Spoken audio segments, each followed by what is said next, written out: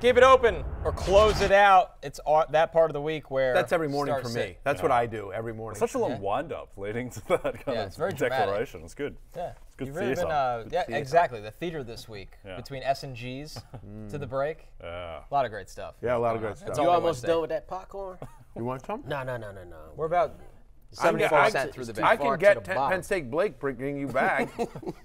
It's free in the NBC cafeteria. I want the napkin with mine, though. The fork. Yeah, I mean, he's learned his lesson. All right. Blake's actually quit. He's no longer with NBC. He's had enough. We don't have a researcher. I do have an email from HR asking me to meet with him after the show. He works for Craig Reynolds now. Right, Yeah. exactly. All right, our first player on the list here, Lawrence, Jared Goff against the Raiders. For Barry, he comes in as QB8 this week. He obviously likes the matchup. Do you agree? Yeah, I like the matchup, too. You get Jared Goff back at home, back in that dome versus the Raiders, who were a first-time rookie. Tyson Bagent was solid against them. Obviously, Jared Goff much better. I expect him to bounce back versus a Ravens defense that leads the league in sacks. Raiders. Raiders defense. Raiders, yeah. The only quarterback to top 250 yards versus this Raiders defense, though, is Josh Allen. But those other quarterbacks I just mentioned, Bagent, Mac Jones, Jordan Love, and Kenny Pickett. We all agree that Jared Goff is better than those guys. He's got his weapons. He got Jahmyr Gibbs. So, yeah, we keeping this all the way open in Detroit. Oh, yeah, open for me as well. I mean, Jared Goff before last week was being talked about, as a top 5 MVP candidate. He had one bad game outdoors against a great defense. He always has bad games outdoors against a great defense. He never plays well in those situations, but now back in the confines of the Dome against a defense that you can throw on in the Raiders, I think Jared Goff will be fine. He's averaging 22.8 fantasy points per game in his 3 home games so far this year. He's had 6 touchdowns in those 3 home games. And you think about this Raiders defense, even with the fact that they haven't played a bunch of great quarterbacks, they're averaging 24 points or more. They've given up 24 points or more in 3 of the 4 road games they've played this year, just in terms of the total team defense. So, yeah, I have Jared Goff at QB8. I'm keeping it open. I believe in Jared Goff. I believe he exists, and I believe in his fantasy value this week. We're keeping it open on Jared Goff. Jay, we started with a layup in Jared Goff, but the next one's a little bit more difficult. Alexander Mattison, he's got the Packers. He comes in as RB25 for Barry this week, which seems somewhat viable, but Madison's workload is going down, and quite frankly, he hasn't been very good this year. Well, I mean, the thing is that he kind of had his best game against the Niners. Where he went after 39, looked explosive, but I agree, overall he has not looked good. I'm closing it out. I think it has finally shifted to Cam Akers. Akers was the guy down the stretch of that game that was on the field. I think this is going to be Cam Akers' backfield going forward, Lawrence. Yeah, I'm going to go with you right there. I'm going to close it out. Alexander Mattison's had 2 games over 90 yards rushing. That's against Carolina and the Chargers. The rest of his games are under 45 yards rushing. Cam Akers, 12 touches for 61 yards in Week 7 against the Niners. Mattison, 10 touches for 42. Cam Akers had the most explosive play it was a screen play, but Akers took that for 30 yards. I feel it shifting. I still have Mattison ranked higher because he's still playing a higher snap percentage, but I'm narrowing the gap. I have Mattison at 29, and I have Cam Akers at 34 this week.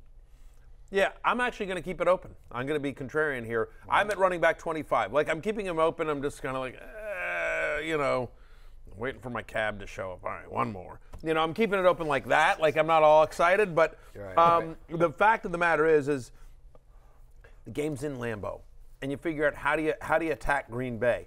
Well, the last 4 weeks, they're a bottom 3 run defense, but they're a top 6 pass defense, and I think part of that is because teams are so successful at running the ball on them, and Jordan Love can't move the ball that well, so it's skewed a little bit. I'm not saying that their secondary is elite or anything like that, but I do think that they will have success running the ball. And now you've got the Vikings traveling on a short week. They played the Monday night game. This game is in Wisconsin. So I think they will lean on their run game. And yes, Akers is getting a little bit more touches than I would be comfortable with. But to your point, Madison's coming off his best game of the year in a game with a really good matchup. Packers allow the 3rd most fantasy points to opposing running backs since Week 4. So, yeah, give me Alexander Mattison as a viable flex this week again. He's my running back 25. I'm keeping it open. Barry, how about another running back? Begrudgingly, but I'm keeping it open. Taking your name to Alexander Mattison. Shades of me. With Now Michael you got to start doing that to him. I'm high on You're cutting in on my brand. No one stakes their name to mediocre running backs like I do. He'll get the tweets congratulating him when he falls into the end zone. Yeah, and exactly. Yes. Another running back even further down your rankings here, Brian Robinson. It's been a tough stretch for Brian Robinson. He's got the Eagles, which is a brutal front to face. Is it safe to say, at best this week, Barry, Brian Robinson is a touchdown-dependent flex at absolute best? At absolute best, and I am lower than that. I'm at running back 36. I love Brian Robinson. One of my favorite players. I mean, just such a warrior, and he is so tough, so hard to bring down. Excuse me, but That's what popcorn does. That's what happens when you eat popcorn. Take a breath. Yeah, Come well, up you for know it, what? Matthew. Hey, what can I tell you? It's not me. My producer gave me popcorn. It's blame Adam, producer Adam. Here's the concern on Brian Robinson, right? 8 touches last week. That was a season low. He's had 12 or fewer touches in 4 of the past 5 games. Not surprisingly, by the way, the Commanders have lost 4 of the past 5 after starting 2-0. Ron. But it's not a great matchup with the Eagles, as Philadelphia allows the fewest fantasy points per game to running backs this year. He's had 2 or fewer targets in 5 of 7 games this year. We thought that he would start getting involved in the passing game. We saw some signs of that early in the season. That just hasn't been the case. We've seen Sam Antonio Gibson. Chris Rodriguez made an appearance last week, and he started getting some decent snaps. He was fine as well. You talk about touchdown dependent, Connor. Since 2022, since last year, in games in which Brian Robinson doesn't score, he averages 7.4 fantasy points per game. So it's really just a matter of how lucky do you feel? He scored last week. He was the one touchdown that they got against the Giants, and if they get in close, I think he's still likely the guy to get the ball. But boy, I mean, we're just coming off a game where the Eagles shut down Raheem Mostert. I'm closing it out on Brian Robinson. Yeah, and you mentioned Chris Rodriguez. It's not anything crazy, but his carries are increasing every game. He's went from 3 carries to 4, now 7. 7 is the danger zone now, because that's like when you start getting 7 to 10 carries, that's like you're starting to get your own fantasy valued in. And like you said with Brian Robinson, only averaging 7.5 points without those touchdowns. When you have a player in fantasy, especially at running back, you want to be able to get double-digit fantasy points without touchdowns. Now, I know I'm using an elite example. Christian McCaffrey, we never have to worry about him getting double-digit points. We don't have to worry about Alvin Kamara getting double-digit fantasy points because he gets 30 targets a game. Brian Robinson, not so lucky, so I'm going to keep it close and sweet. Oh, and they're playing the Eagles. Yeah, it's funny how the Eagles' defense, which last year was so vulnerable to the run and great against the pass, now it's seemingly flipped.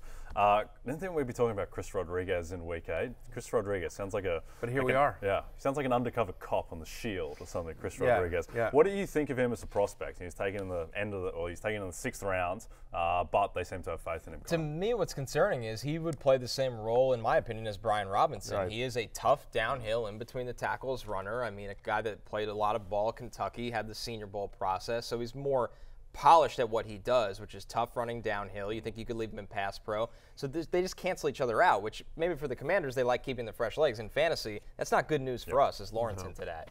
So I'm with you guys. I'm closing out on Brian Robinson as well. Our next one, Hollywood Brown. He's got the Ravens here. And when you look at Hollywood Brown right now, averaging 13 points per game, he comes in, Lawrence, for Matthew as wide receiver 28 this week. Where do you have him? Yeah, I got him at 29, and I'm going to keep it open. This is why. Week 7, only 3 receptions for 49 yards, but he still had the 7 targets. The previous 3 games before that, he had at least 10 targets. You see what some of the receivers have been able to do against the Ravens. Amon-Ra St. Brown went for over 100 yards against the Ravens a couple of weeks ago. George Pickens went for 130 in the touchdown. What we do know is although, Josh Dobbs has cooled off a little bit, but he's still looking towards Hollywood Brown's way. And so for that reason, and you look at what are they, 8.5-point underdogs the Cardinals are. That's right. They'll be throwing the ball, and so you can expect Hollywood to get them reps. He's trying to get a touchdown versus his former team. I was just going to say, hashtag revenge game. You've got that narrative. I'm with Lawrence here. I'm keeping it open as well. It's just the fact, it's the massive volume. Massive volume in a game where game script should be in his favor as well. 27% target share. He's had at least 10 targets, to your point, Lawrence, in 3 of the last 4 games. I know you said something similar as well. We agree he's talented, and he's getting a massive target share.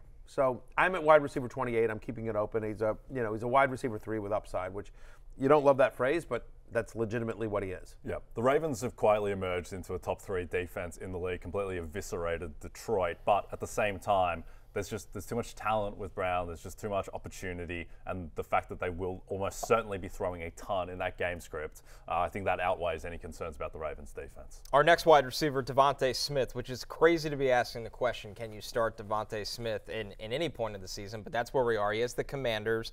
And Jay, I mean, I think with Devonte Smith, it's a good offense. We know the kind of talent he has. It just hasn't been. He hasn't been producing while A.J. Brown has been such a force for the last month. Yeah, I think if Devonte Smith was playing the Ravens or the Browns in a week where there are no buys like this week, then there might be a lot of teams where you could bench him. But against the Commanders, against this secondary, I think as well, they're going to continue to get him right. They need Devonte Smith to be a star to win the Super Bowl. So they will get him right over the course of the season. So I am keeping it open on Devonte Smith. Matthew, for you, he comes in as wide receiver 27 this week. So you said Hollywood Brown, you're keeping it open. He was wide receiver 28. I'm assuming the same for Smith. Yeah, I'm keeping him open at 27. 7 for 78 the last time these two teams faced. That was in week number 4. And so in the secondary, Devonte Smith he's either going to see Emmanuel Forbes or a guy that couldn't beat out Emmanuel Forbes in training camp. You know what I mean? Like, it's a bleak kind of couple of days here in the Commanders secondary as well. When he's seen 6 targets or more this season, he's averaging 14 fantasy points per game. Commanders are bottom 10 in the NFL in terms of most fantasy points allowed to opposing wide receivers. Goddard got his.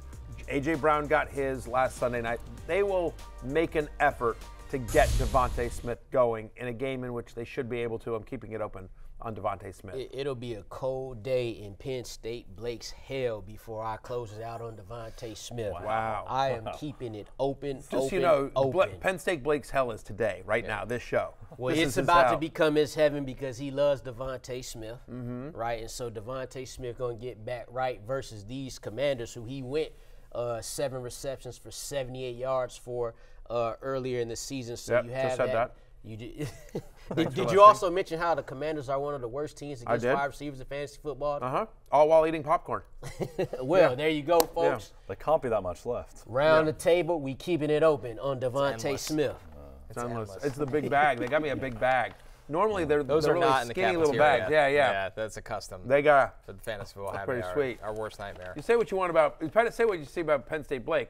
Not living up to the Penn State University degree, but found a bigger bag. I mean, so that's shown some gumption. Yeah, that's good work. Good job, Penn State Blake. Our last wide receiver here, Jay, Tyler Lockett against that good Browns defense. The thing with Lockett right now, one of the most consistent players in fantasy over the last 5 years, but that has not been the case this year in Seattle's offense. Yeah, I'm closing it out on Tyler Lockett. The walls are starting to close in a few regards this week. One, Browns defense, which is a better defense than what it showed against the Colts. I think there was some fluky plays, and they just had an off day on defense. And then JSN, he is ramping up, and DK Metcalf expect that he will be back. So I think with no one on a bye, I think there are better options than Tyler Lockett for most teams.